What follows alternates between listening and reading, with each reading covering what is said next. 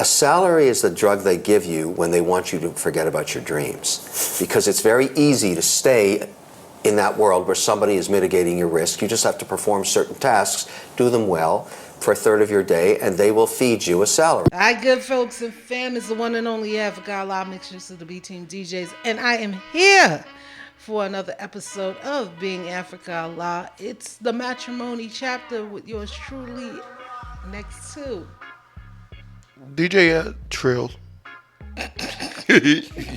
DJ Africa. That's what you gonna say? Yeah, I was getting ready to say that.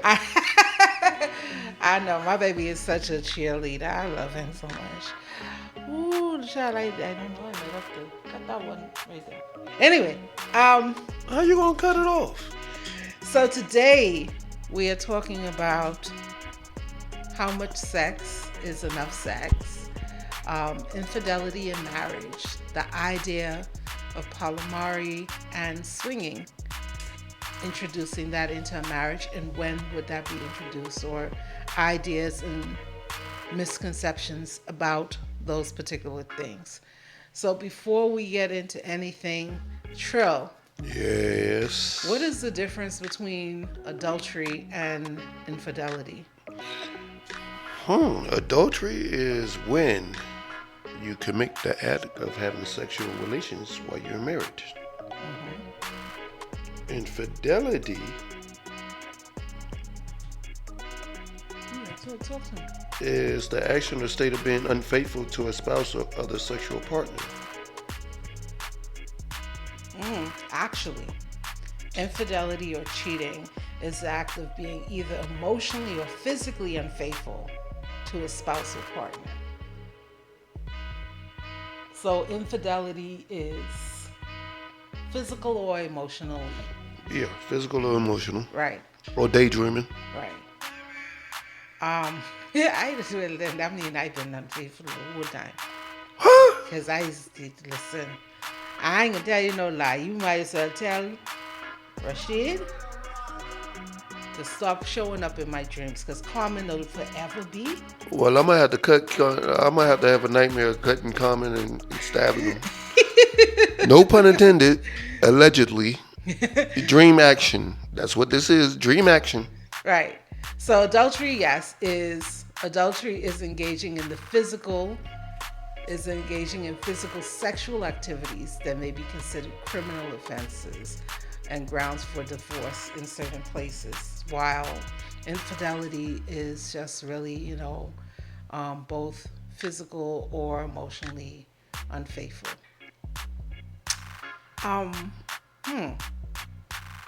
Wow. What's that for? Huh? What's that wild for? I just thinking like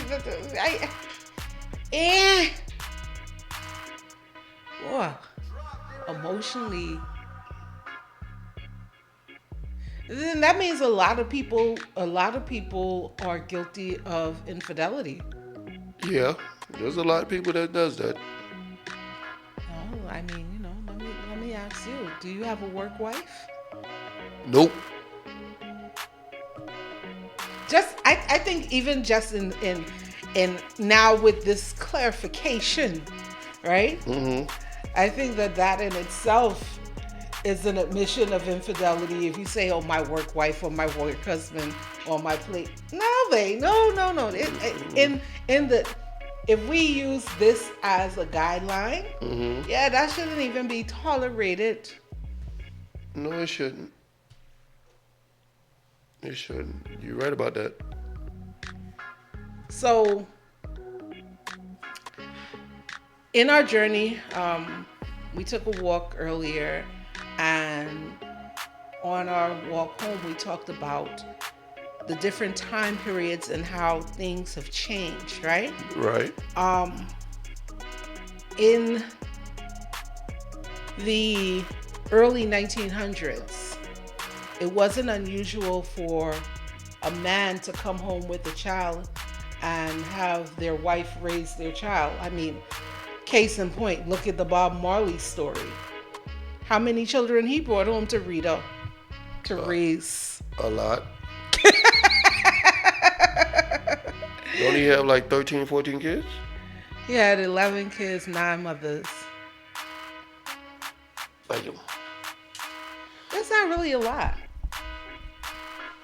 No, I'm speaking on the 9 mother part. You know, me coming from, it's normal for me.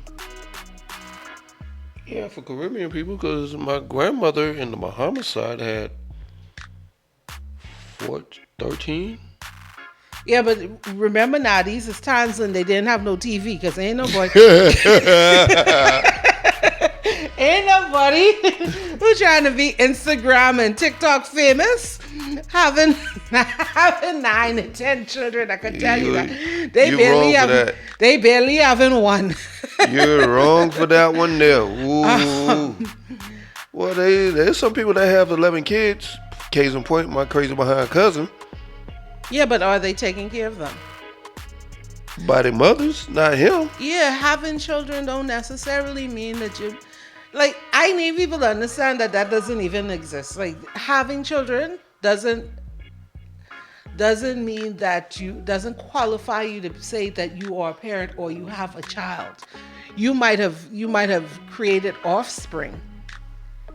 Right. But you don't have any emotional attachment to that person. You got emotional attachments, but... Yeah, but they're mostly genetic. Not necessarily. Anyway. Yeah, let's leave that alone. Let's go. Can a marriage survive after infidelity? Which is the reason why I stated. Nope. Because that's not true. I just gave you a case in point. Whereas I know plenty people who have uncles and things. That's the outside child that grew up with their siblings. Because again, the fathers in those times would take the responsibility and bring the child to the wife and say, hey, we can raise that. Yeah. Okay. And even after death, they stayed in those homes. Yeah, that's true. So what part of the marriage cannot survive? Or do you think that... I'm talking about marriage nowadays. Okay, that's what I wanted to say. Do you think that the climate of society has changed to the point that it's intolerable? Yes. And why? I do feel like it, because you got to look at it. The case of social media, that plays a whole lot about it. Because you got grandmas at 40 who's trying to be a social media influencer. They had grandmas at 40 back in the days. First of Not all, like that. Not like these grandmas nowadays. So don't even go there. Yeah, but we just had this conversation where we were talking about how people were getting pregnant at the age of 12, 13, and they had 15 and 16 children. Boy, that's a lot in wear and tear, boy. I swear. Well, you don't have no walls. But you also have to think that this was a different time. Yeah, it was. You know what I mean? A whole lot of different times. And like I said, it wasn't no TV, so there wasn't. Okay, they did have TV, which was black and white, where you had to stand by the TV and raise hold your hand up in the air. You raise your hand up. Got to turn the channel with a set of pliers. Yeah, but that's the 80s, so we ain't talking about that. Because in the 80s, watching TV was exercise. Yeah, it was. It was, because you had to change the channel with a set of pliers. You had to hold your hand one way, put your leg the other way. You a physical antenna. And if you move the wrong way, you get something thrown at you. Okay, so again, can a marriage survive after infidelity? Few problems in marriage cause as much heartache and deep pain as infidelity. When both spouses are committed to healing and rebuilding the relationship, though, many marriages can survive. In some cases, they may even become stronger with a deeper level of intimacy. And I think that infidelity in itself is really a cry for attention. Because, and we're talking about infidelity, not necessarily adultery, which often infidelity leads to adultery.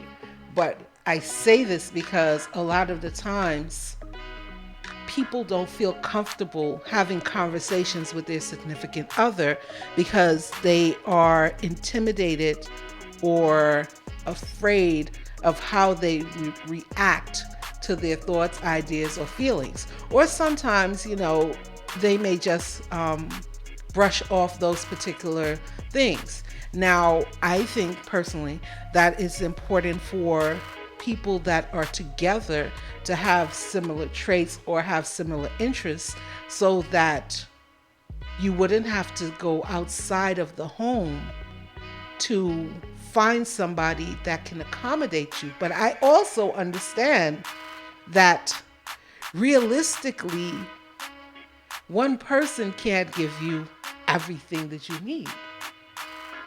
You're right about that. So again, sometimes that infidelity may strengthen the relationship once they bring it to the surface, because now it's an opportunity for you to have a discussion and really come to some type of compromise as to how you're going to address this.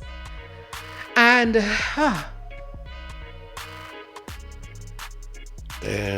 that's a tough conversation. It is. It is very tough. Too tough. Does the pain of infidelity ever go away? No. I mean, people been, all right, I don't know. Have you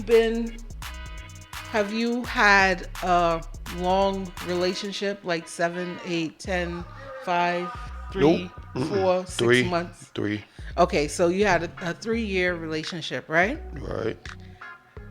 How did that relationship end? What was the cause of that relationship ending? She wanted to go back to her baby daddy. Okay, well then they survived you. Their relationship literally survived you. Yeah, I guess so. So, I don't know. So she was in a relationship with you for XYZ amount of years. Her and the father of her children, I hate the word baby daddy, the father of her children, the father of that child. Right. The father of her child and her worked it out, and they wanted to get back and try it again. I guess they worked it out. I don't know. I'm just saying, I don't know what happened afterwards. I'm just saying. The point is, you were the moment of infidelity and or I was just a rebound guy. Yeah, so she survived, like you. Their relationship survived you. And a lot of people, they go out and try to, sample the fruits out there, and then they realize, hey, this is not what I want. 5 steps to heal beyond the hurt of an affair, right? And again, the question is how to heal after infidelity. Regardless of whether you or your partner stay together or not, it's possible to heal after cheating. The key to coping with the pain of infidelity is taking care of yourself in several ways, which includes pausing. In the immediate aftermath of infidelity, you might feel compelled to make decisions. Should you break up with your partner or stick with them? Should you tell people what happened? No, don't fucking tell nobody, because these little bitter motherfuckers around here. Listen, the worst thing you could do is take your problems to a jury of your peers.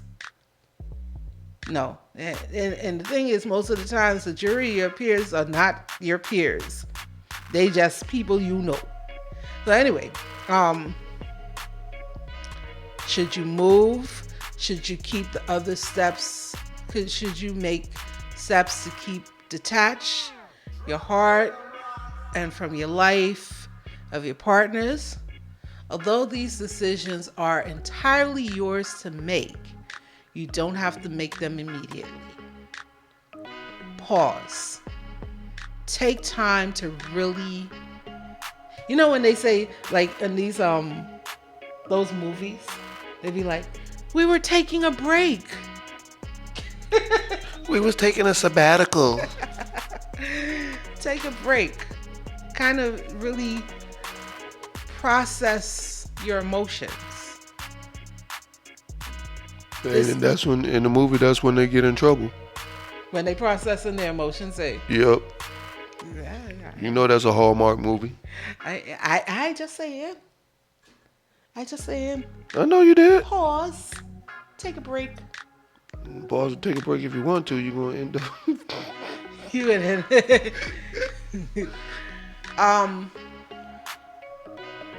self-compassion. Elaborate Be on kind that. to yourself and take care of your needs. Okay, your needs. I was just gonna say your needs as a what? Playing with yourself? I don't know. Take care of your needs. It says take care of your needs. After infidelity, you might ramp up negative self-talk. You might feel like, I'm so ugly, I'm so fat, I'm so dumb, I can't believe I did this. And you start blaming yourself like, babe, it was me. And you can challenge negative self-talk by asking yourself, is this thought objectively true? It wasn't me. Is there evidence to the contrary? Am I helping the situation by wallowing in these thoughts? Is there something constructive I can do to address the issue? Self-compassion also includes being patient with yourself. You can remember that your emotions may come in waves and feel like a roller coaster of feelings. It can take time to work through. I would like to tell you about the time that I was in a relationship by myself. I was definitely in a relationship by myself for several years.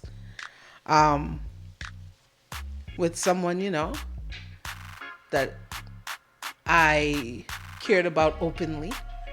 And one day I woke up and there was a post on social media she said yes. I saw getting calls saying, oh, congratulations. And I said, thank you. Me not knowing what was going on. Till this day, the person hasn't even told me that they're married. Oh, that one. Okay. But You had me puzzled for a minute. I just see it. I know for a while, like, I think it took me about 2-3 years, maybe even more than that. Yeah, it took me about 2 or 3 years to get over that. And then when I did attempt to, I got involved with a narcissist that was emotionally abusive, and I was like, oh yeah, this is not fucking it. And then for me to get over that, because at that point I was like afraid, like literally afraid of the opposite sex, because I had 2 back-to-back bad experiences. And boy, between that and the pandemic, yeah, I wasn't juicing at all. I was like, I was On a sabbatical? on a sabbatical. I was like Moses in the mountains. Lord have mercy. Caring for your body and mind. And okay, so ladies. That's when a whole lot of y'all ladies go to the gym. No. It's the thing is, it's like 2 things, right? Right. It's 2 things. It's two extremes.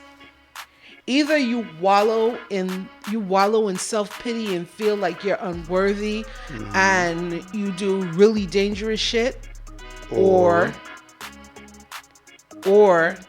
you just go really hard and be like, fuck it, my comeback is going to be like, let them see me, boom, boom, boom, and you in the gym and you doing it all, and you bulking up looking like Hulk Hogan and shit. You know what I mean? But caring for your body and your mind. And listen, caring for your body and your mind has nothing to do with going to the gym. It has to do with eating right, listening to the right music, reading the right books, filling yourself with positive vibes and informations and affirmations so that you can be the best possible reflection of the person that you want to be. Right? Right. Yes, the gym is definitely a part of it. Learning how to breathe, because I know I had suffered severely from severe depression and anxiety attacks as a result of the relationship that I was in after I had openly loved somebody, right? And it was horrible. Like, I was, eating right and doing all these things, but even at the same time, like, I just found myself in this slum. And you have to learn how to breathe. Like, in me suffering with anxiety, like, I had to be able, I would find myself sometimes in spaces where I would just sit down on the ground and start counting. So I could, like, you have to, like, because you have to erase all of the noise around you. You have to erase all of the noise around you. I know it sounds crazy, but these are the ways people that they cope with things. And it was more so because I had other traumas in my life. So all of these things coupled with these bad experiences just was like, it was the toppling point for me. You know what I mean? So caring for your body and your mind while your focus might be on understanding the processing, the betrayal, it is important not to neglect your physical and mental health. Disregarding your basic needs can leave you feeling worse, which is good for you, your partner, or your relationship. Self-care includes eating enough, sleeping enough, staying hydrated, engaging in enjoyable exercises, journaling, maintaining social connections, and spending time in nature. And a lot of times when we go through stuff like this, we either stop eating or eat a lot or eat too much. We either sleep a lot or don't sleep at all. We stay hydrated with alcohol. A whole lot of alcohol. And we kind of let things, we don't participate in things that we enjoy. You know what I mean? And then if we are participating in things that we enjoy, we're so in our heads that we don't take the time to really be present in those moments. So, getting over infidelity or healing after infidelity requires you to pause.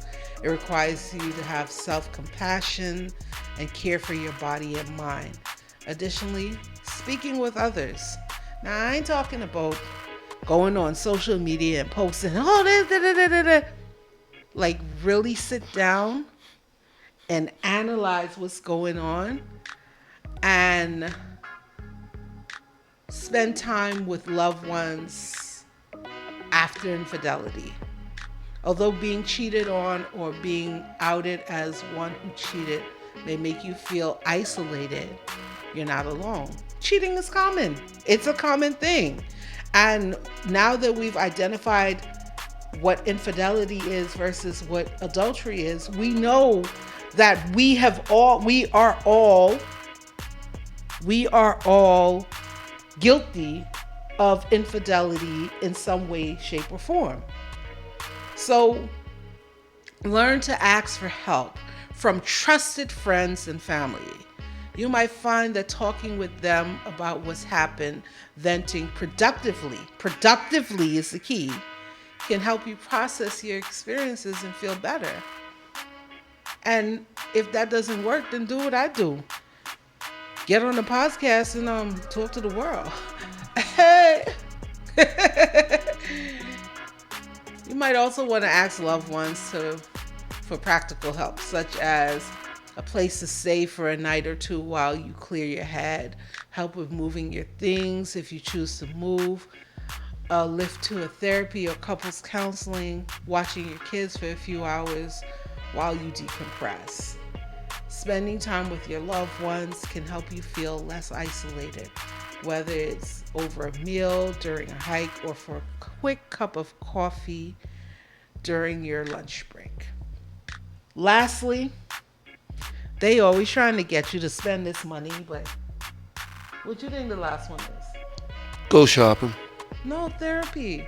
Therapy. Shopping is a kind of therapy. Shopping is therapy, but I ain't gonna lie. I forgot talking to the quack. And I ain't gonna lie. I buy plenty music. I ain't gonna lie. I buy plenty things, like plenty knickknacks. Therapy can help you heal after infidelity. Don't be ashamed to seek professional help. Talking things. Well, you just asked me to talk to my friends. Listen, either I can talk to my people or I can talk to a therapist, but I ain't gonna be like, I ain't trying to get everybody in my business.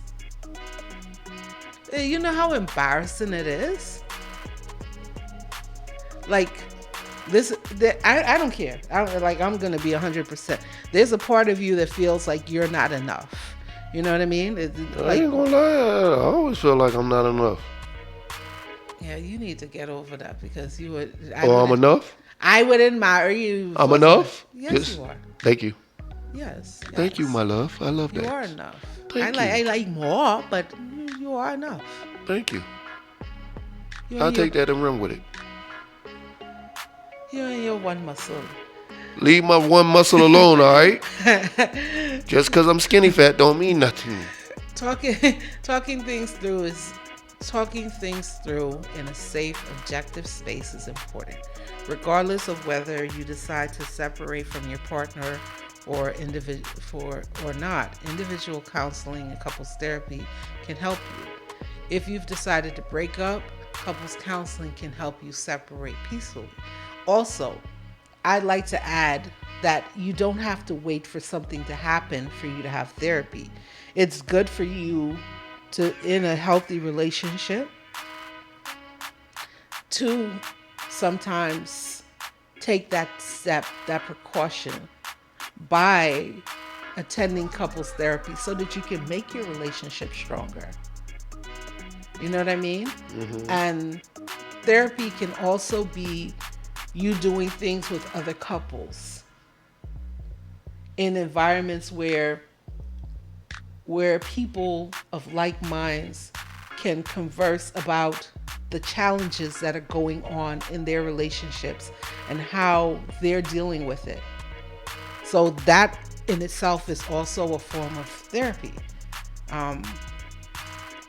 So those are the 5 suggested things to address or to help you heal after acts of infidelity. All right? Okay. Now, that's not us. No. I haven't been. No, I'm talking about the boom. Huh? I'm talking about the boom. Oh, the boom. Oh, I hear that. I think my name is sex in your marriage. 5 keys to your best marriage. Learn 5 keys for your best marriage, including sex, communication, trust, dating. Great communication is more than words and nonverbal things, right? It requires Right. Why are you skimming all through this so fast?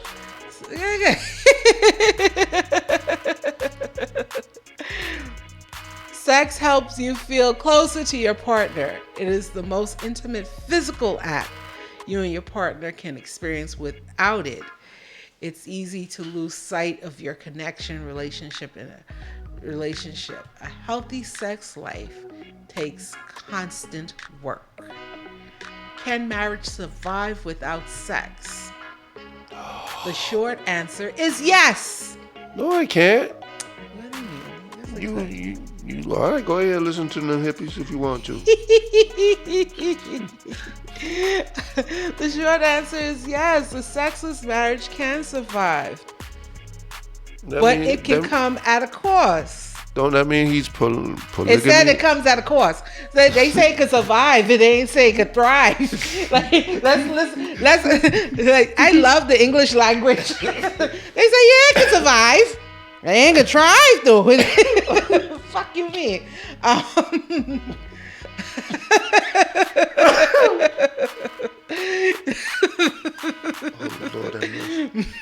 If one partner desires sex but the other is uninterested, lack of sex can lead to a decrease of intimacy and connection, and blue balls, feeling of resentment, and even infidelity. I have solutions for those things though. Does sex really matter in a marriage? Yes. Why do you think sex matters in a marriage? Because it's letting your partner know that it's all about her or him, that y'all truly care for each other. I don't like that. I don't like that. No. I You know like what? that. I don't like that. Go ahead. Give me your perspective. So, like I said, after the highly narcissistic, emotionally abusive relationship that I was in, I started feeling that sex was more vile than anything. Like, just the act in itself just felt vile and disgusting. Like, I would look at people and be like, ugh. Like, I could imagine them sweating on me. Like, why are you breathing in my face? And I was disgusted. Like, think about that. Like, people in your personal space and they just sweating all over you and just all kind of fluid on you and thing. And in any other space, you would be disgusted by that. You know what I mean? However, higher rates of sexual activities are linked to positive changes such as lower blood pressure, reduced stress, greater intimacy, and even low divorce rates. So sex may save your marriage. Not really. It won't save your marriage. I think that the most important thing in a relationship is trust, and the fact that if you can trust your partner and know that your partner trusts you and you can communicate with your partner as to their needs and desires, I think that in itself is more intimate than gyrating on top of each other and sweating and fucking juices and thing. All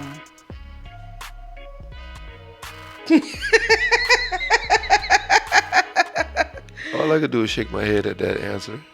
Because you know doggone well it's more than just trust. It's trust and love. So sex and love don't I didn't say sex and love. I said trust. Equal love though. Trust and love. I didn't say sex and love. I said trust. So do you think that sex is more important to a male or a female? More important to a male. Why? If we don't get it from you, we're going to get it from somebody else, right? That's the thought process of a male. Okay. And if you love that person and you're not getting none, you're going to sit there and wait and ask questions. Yeah, but the thing is, most people don't ask questions. They just get upset and internalize that and then cheat. They don't sit down and say, well, let me speak to my significant other and find out why this is happening. Listen, I've always said, and I you could go back to hundreds of podcasts. I have almost 20 years worth of podcasts.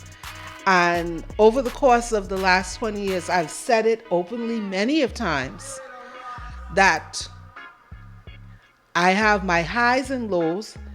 I'm like a fucking tree. I have seasons. Some seasons I like, woo! And some seasons I like, boy, I need one gal to come over here and take this fucking load for me because I can't do this. I need some help. I can't do this. Listen, I told people, I've been telling y'all for years that I believe in polyamory and fucking swinging. I can't take all that pressure, my boy. Y'all, you want to break up my, I old, I can't be taking all that pounding and things, babe. And then y'all is one, like, what the fuck going on? Only y'all feel good about it. Like, only y'all is be feeling good. What you mean only us be feeling good? Like y'all don't be feeling good? Yeah, but I have some other mental issues that are going on with me when it comes to things like that. So your mental issues going on while you having sex? I don't think people understand the trauma of sexual abuse and how those things carry over. Well, and even I'm not gonna sexually abuse you. It doesn't matter. You have triggers. I'm not saying. Listen. Hold on. I trigger you? No. What are you talking about? We're talking hypothetically right now. I'm just saying. Okay. I'm just saying that there are times like I don't be into that shit. Okay, Common. I am here. Even if I was smashing Common on the regular, I wouldn't. It would be times that I don't want to fucking see his freckle ass. I'd be like, go sit your ass. Go rap to the fucking window or something. Tell the window you used to love her. You know I ain't into that. But you know what? I can't. I'm just saying. This is my wife. What does a lack of sex do to a husband? Make him miserable. Okay.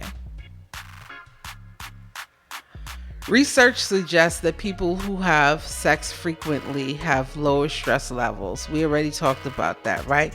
Lack of sex in marriage might increase the stress levels in a man's life, causing random bursts of anger and irritation. Gradually, he won't be able to concentrate on other aspects of his life. Like sex is that fucking important.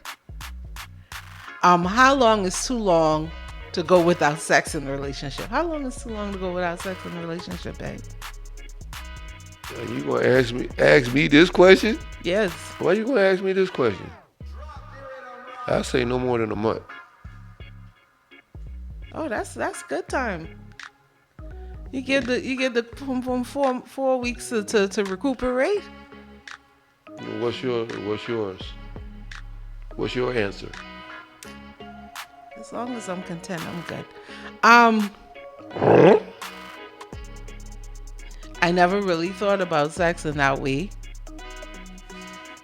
I mean, I like things, but I ain't really thought about it in that way. Because I don't think that that's the most intimate part of a relationship. Like, you could have sex with, listen, okay. So my ideas and ideologies in regards to my feelings towards sex are different than most people, right? Right. I don't see sex as an emotional or intimate thing. I see sex to me is like exercise. Like, in actuality, it is an exercise. Yes, but what I'm saying is I don't have any emotional ties to sex because of the way I've experienced it in my life. So for me,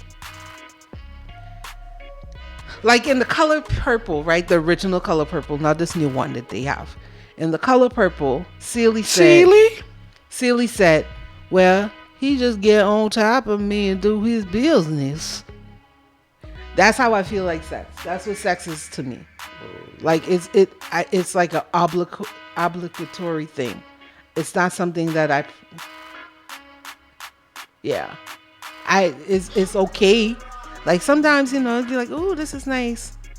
But I'm more moved by touch, smells, food. And more food. No. spending time together and just being in each other's space. I think one of the most romantic experiences that I've ever had in my lifetime was my 18th birthday. I spent it with I ain't gonna tell you no lie. One thing about the Bahamas, boy, ain't nobody can love you like your family. But anyway, I spent it with somebody that I was interested in, and I had been interested in for a long time, and I think that I adopted feelings towards that person because they were very protective of me, and they were the only person that ever stood up for me to people that had been abusing me. So for me, they had more of this savior role, right? And of course, I had sex with them, but at that time in my life, I couldn't differentiate desire and the feeling of obligation because, again, the way sex was introduced to me, right? Mm-hmm. So the most intimate moment that me and that person shared was spending time having discussions about ideologies and Pan-African books and conversations.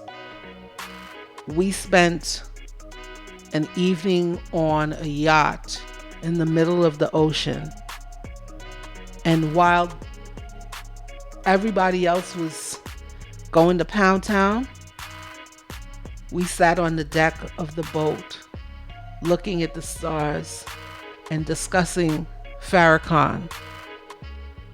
And that was the most memorable and intimate experience in my life. So I don't necessarily hold sex in the same regard.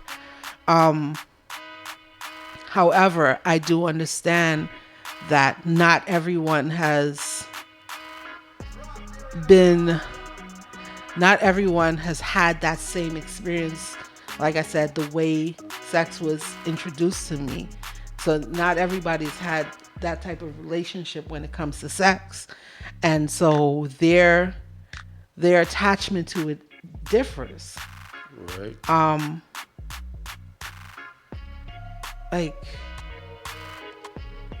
Then at one point, it's a lot, you know what I mean?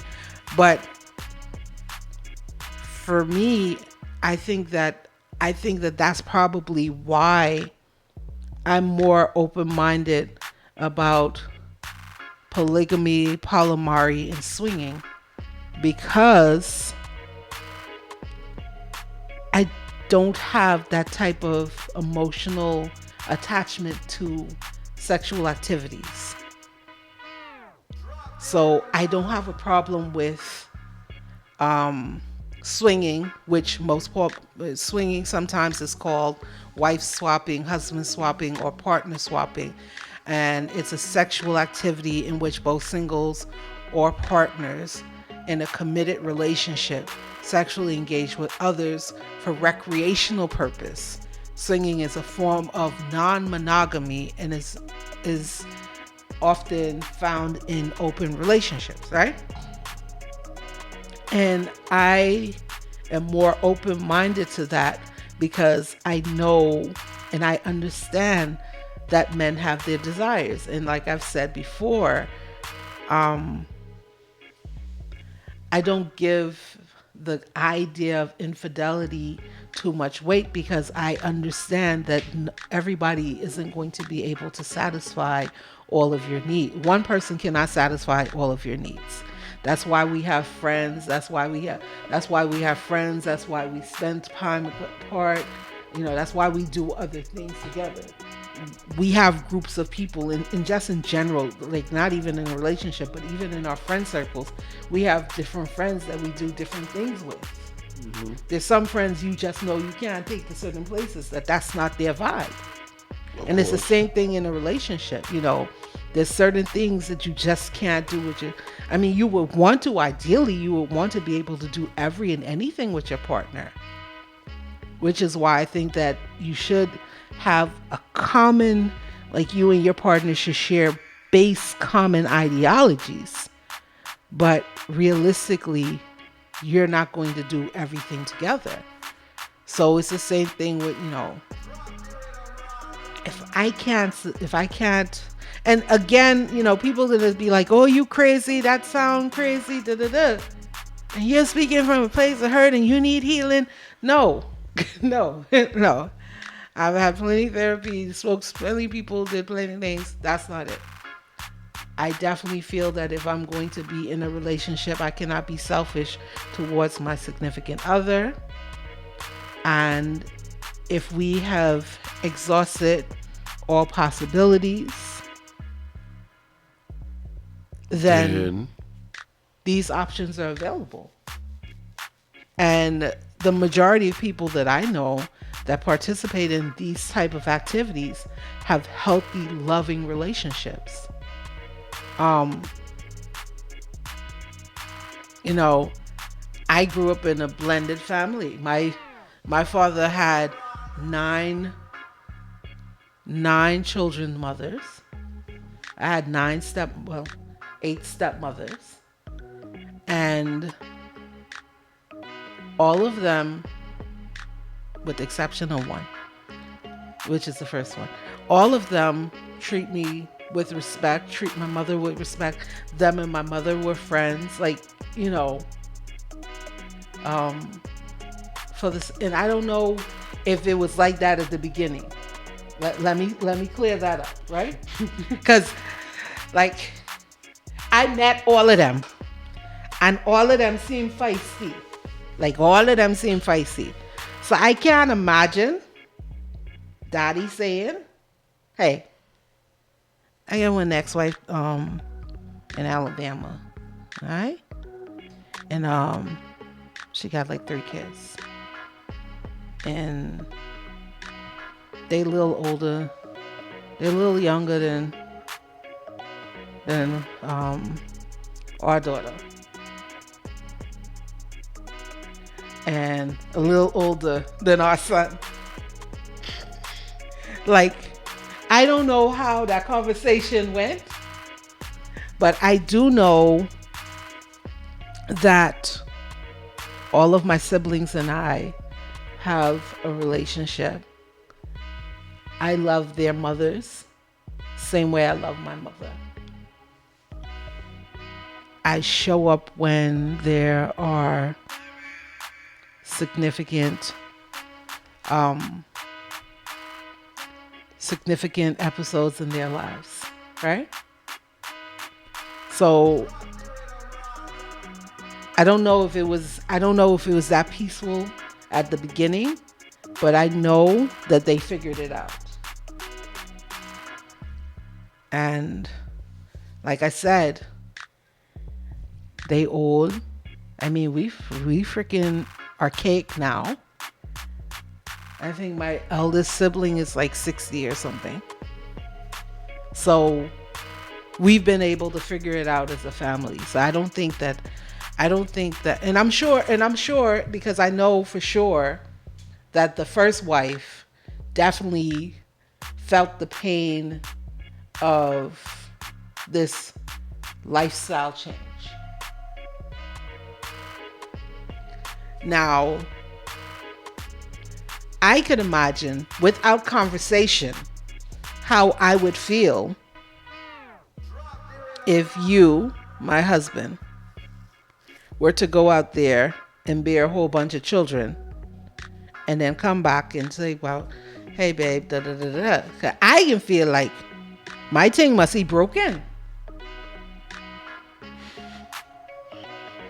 Because how you could be just choosing everybody but me? Or you choosing everybody on me? What wrong here? What they doing? They blowing in your bungie, eh? I trying to figure out what's going on. I want to know. I don't know. Don't know nothing about that. But Not trying to go through that. you don't want to get it. You end up on the accident. Nope. A swift win. Nope. No Swiss win, nothing. No, but seriously. So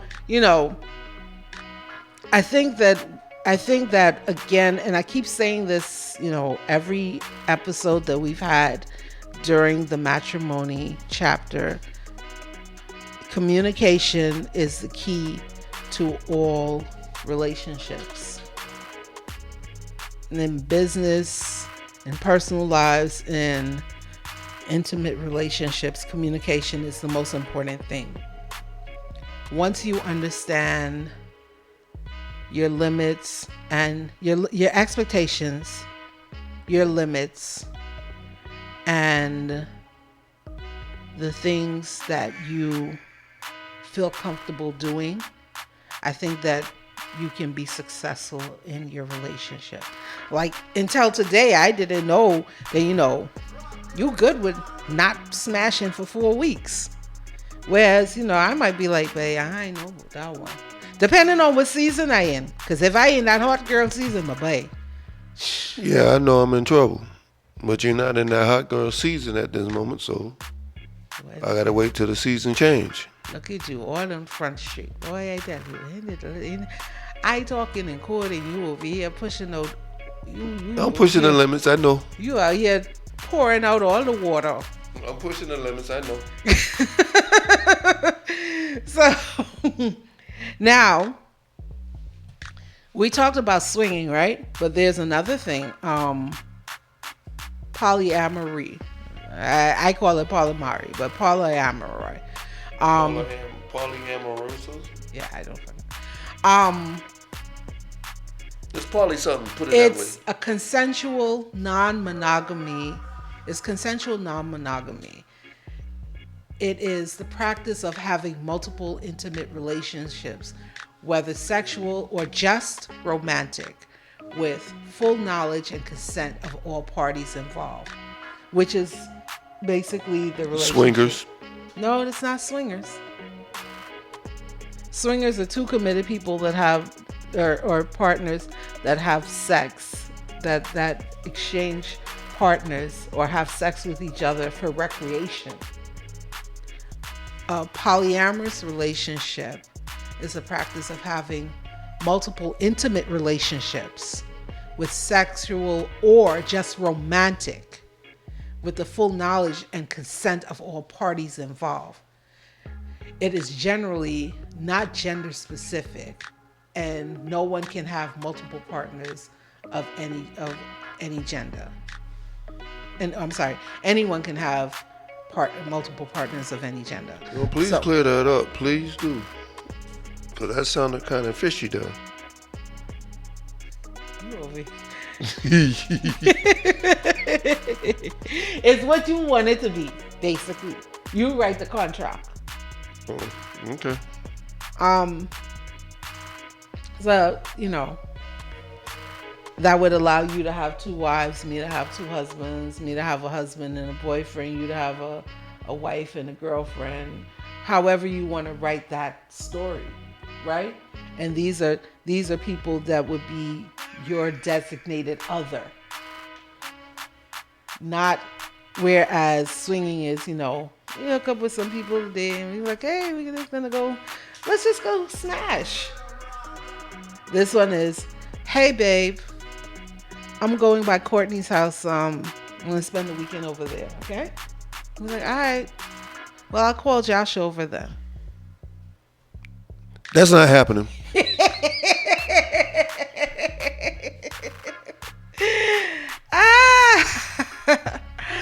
So again, the conversation today, just for a recap, is the difference between Infidelity and adultery. Right. How to heal beyond the hurt of an affair. The idea or introduction of swinging and or polyamory. Polyamorosa. polyamory. Something like that. Something like that. That's why I say amoroso. Right. Or as they refer to it, consensual non-monogamy.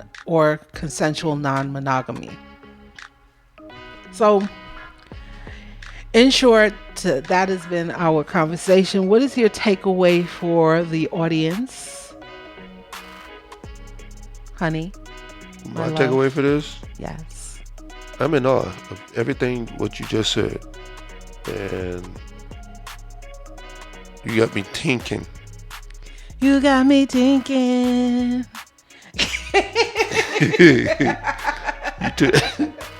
You took the words right out my mouth. No. So what's your takeaway for today? For the audience, what would be the takeaway that you would want to leave for the audience?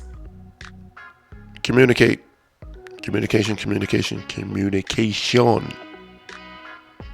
Yeah, and just to piggyback off of that, communication meaning before you indulge in these activities, right, make sure, because a lot of the times we build up these ideas in our head about how our partner would react, and the reality is when you have these conversations, it's definitely not what you thought. And then you go do the action, and there's a whole different we not doing this no more. Right. So before you get to that point, have a conversation. If your partner is in another city, state, or country, flew out. And they're flying out or you flying out is not enough. Have that conversation and say, hey, this is what's going on. This is not working. The alternative is because the reality is the relationship that I was in by myself, I think that was the cause of it, because their other person was out of the country. And what was ironic, because I actually didn't live in the country either.